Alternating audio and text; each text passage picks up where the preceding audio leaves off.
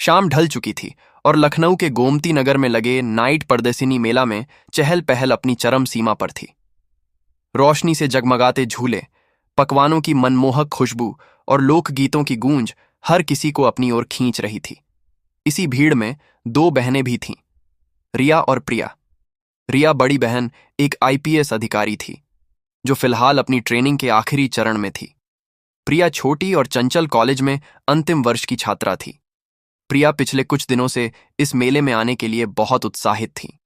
उसने रिया को बहुत मनाया और आखिरकार रिया मान गई।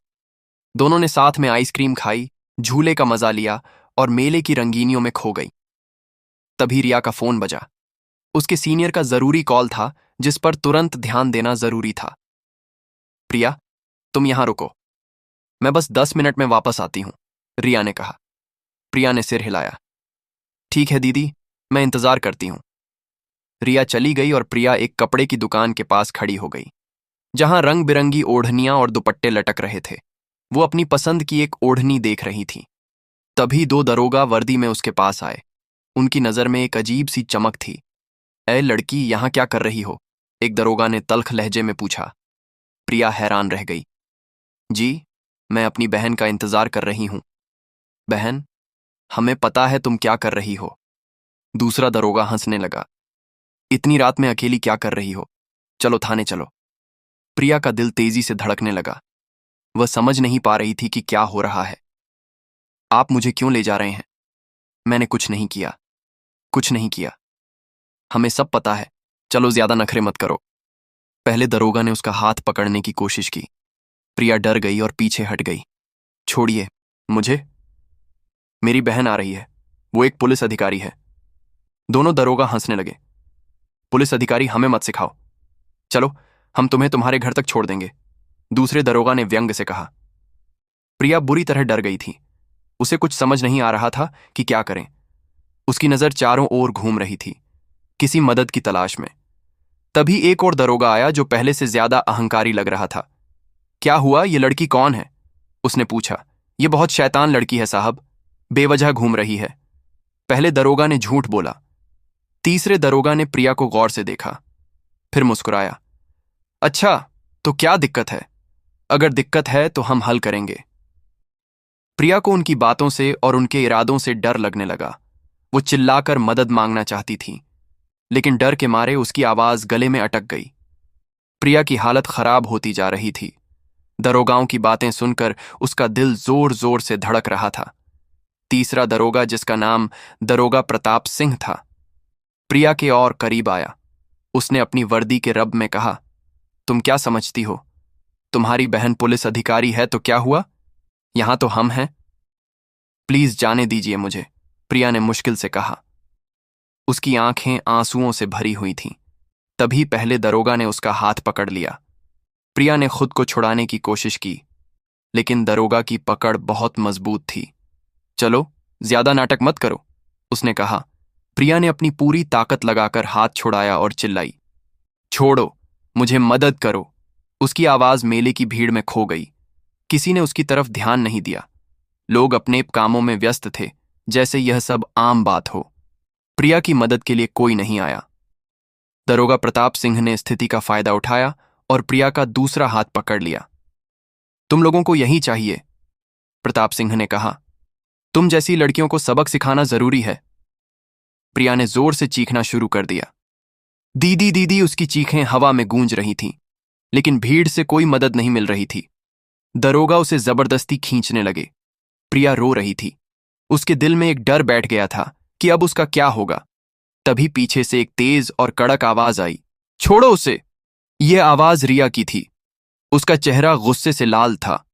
वह अपने सीनियर से बात करके वापस लौट रही थी और दूर से ही उसने यह सब देख लिया था। दरोगा प्रताप सिंह ने पीछे मुड़कर देखा।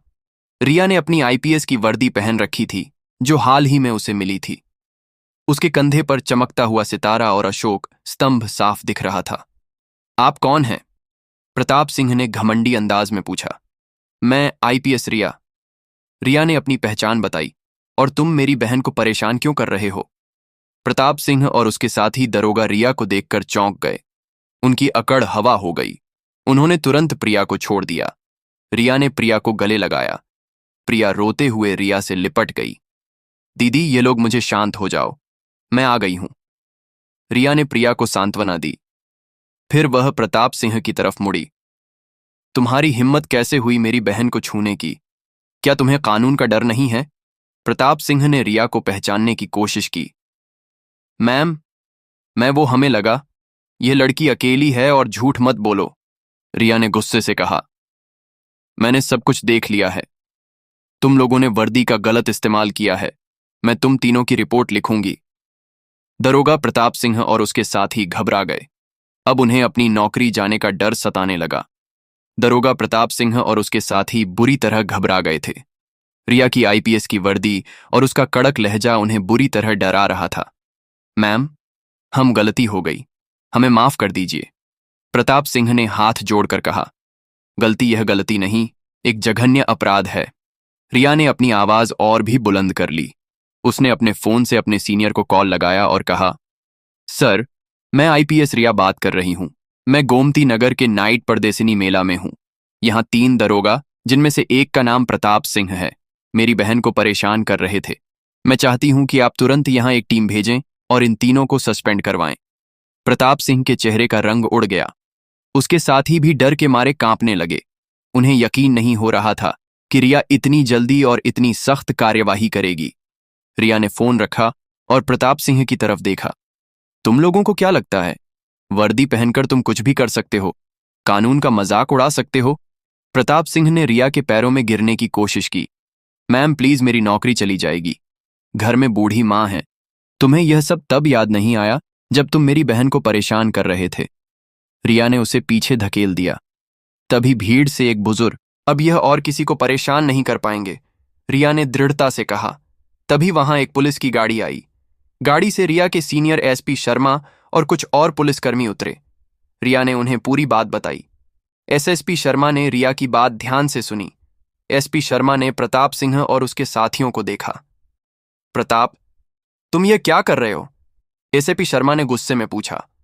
तुम्हें वर्दी की गरिमा का ख्याल नहीं है, तुम्हें तुरंत सस्पेंड किया जाता है। प्रताप सिंह और उसके साथियों के चेहरे पर उदासी छा गई। रिया ने अपनी बहन को गले लगाया और कहा, सब ठीक है प्रिया, अब ये लोग तुम्हें परेशान नहीं कर पाएंगे। प्रिया ने राहत की सांस ली। उसकी आंखों में खुशी के आंसू थे। रिया ने एक बार फिर से साबित कर दिया कि वह एक बहादुर और निडर आईपीएस अधिकारी है।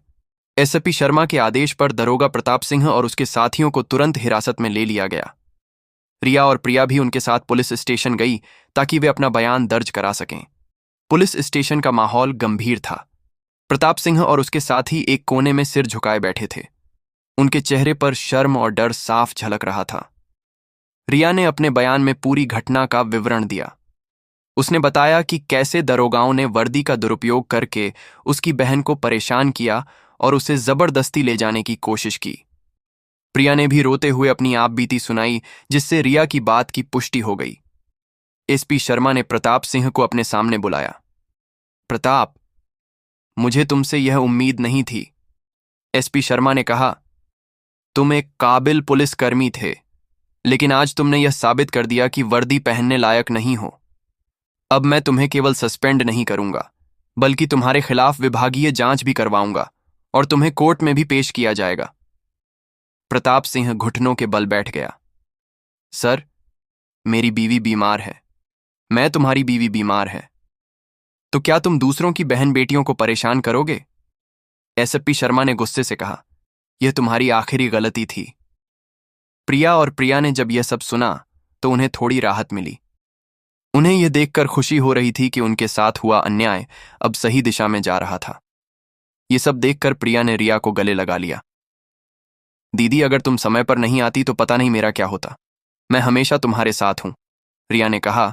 तुम मेरी बहन हो और एक आईपीएस अधिकारी के रूप में यह मेरा फर्ज है कि मैं तुम्हारी और सभी लड़कियों की रक्षा करूं।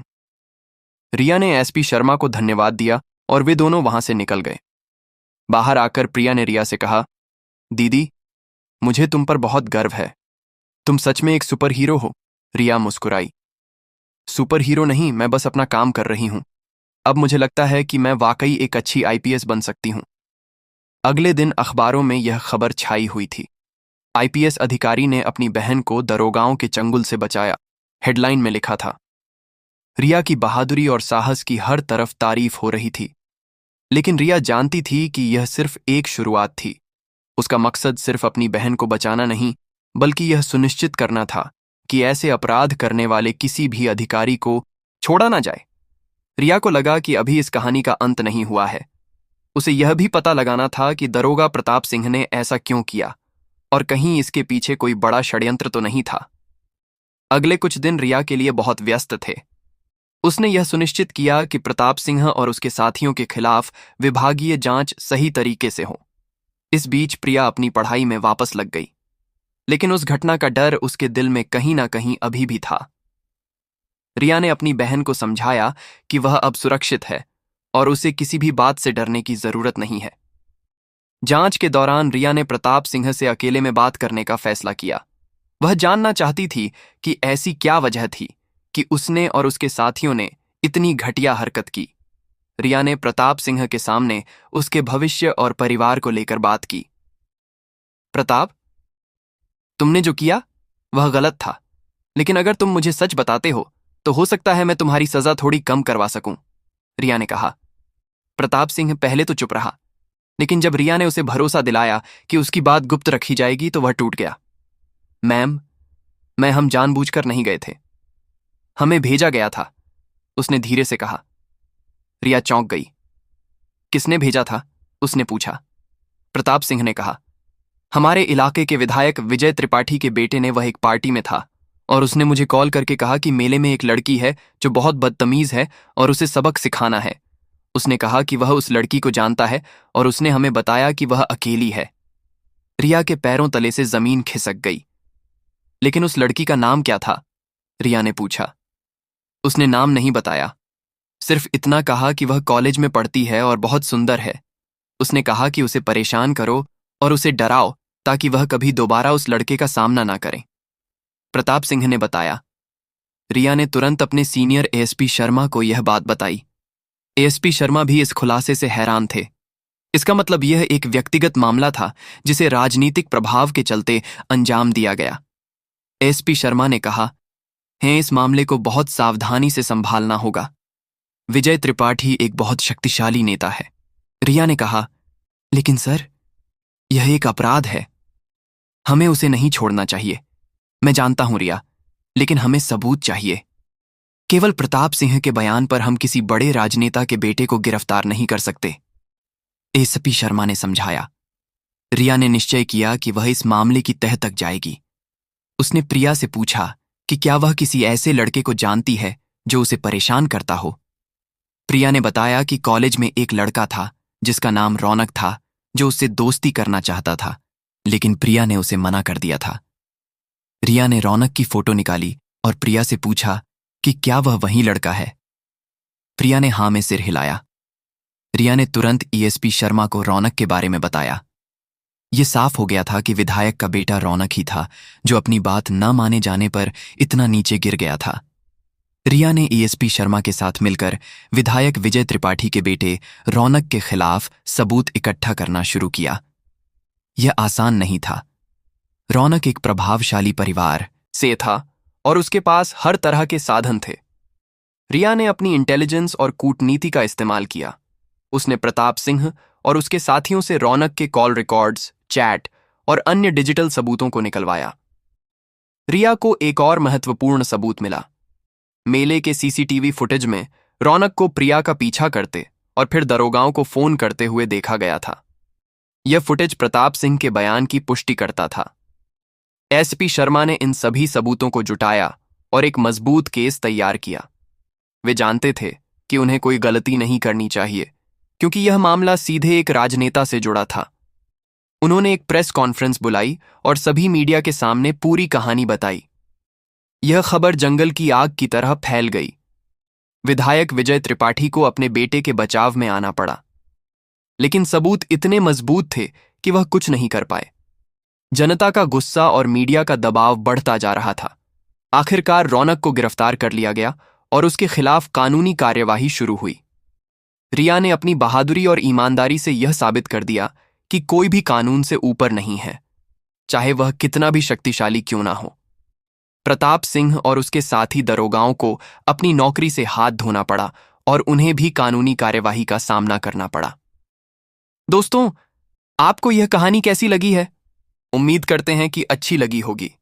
अगर अच्छी लगी हो तो प्लीज हमारे चैनल रियल क्राइम स्टोरी को लाइक सब्सक्राइब करें।